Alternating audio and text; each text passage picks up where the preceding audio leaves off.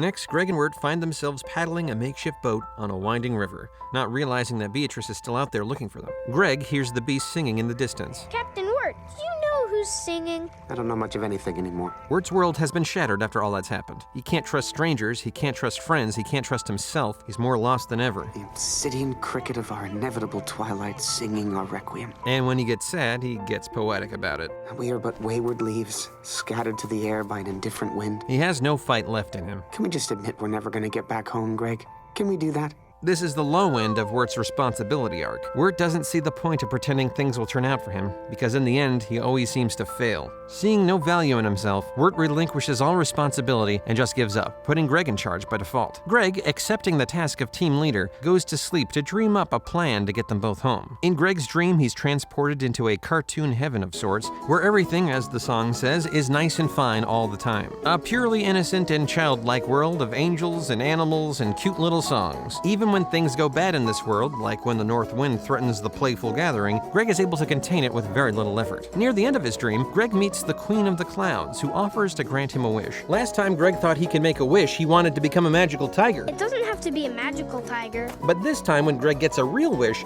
he wants to get himself and his brother back home. But he's told Wirt is too lost to be saved. He's bound in the Edelwood branches. So Greg tries to modify his wish to make a deal with the beast, so that hopefully they can both go home. Come, Gregory. There is much to be done.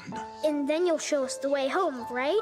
Of course. We made a promise, didn't we? Greg's concern for his brother leads us to this chapter's love word, Storge, or familial love. This is the naturally occurring, instinctual love that family members have for each other. It's a love that looks past transgressions way more readily than most other loves. And it's no wonder, because every insult and put-down that Wirt has thrown at Greg has just bounced right off of him. Greg doesn't even think twice about giving up his free ride home for the sake of his brother. He loves him unconditionally. Greg freely gives himself to the beast to save Wirt. And although this little child doesn't fully understand the gravity of the situation he's put himself in, he's acting on love. Familial love. When Wirt wakes up to see that Greg is gone, he gathers the strength to pull himself out of the Edelwood branches and rushes out to find his lost brother. What did I do?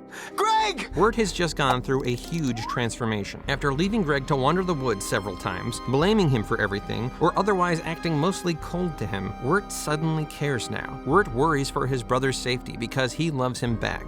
Wirt, who was once cut off from love, living only in the introspective emotions of self-pity, personal fear, and ennui, is now frightened that he's just lost someone very important to him. Wirt now feels the instinctual love between brothers, Storge love, just like Greg has all along. Running to find his brother, Wirt falls in a lake, an echo of his fate in real life for those who already know. After the icy water claims his consciousness, he's pulled from certain doom by a true friend, Beatrice. Wirt's not as alone as he thought. Wirt's indifference has cost him his brother, but perhaps Wirt's love can bring him back.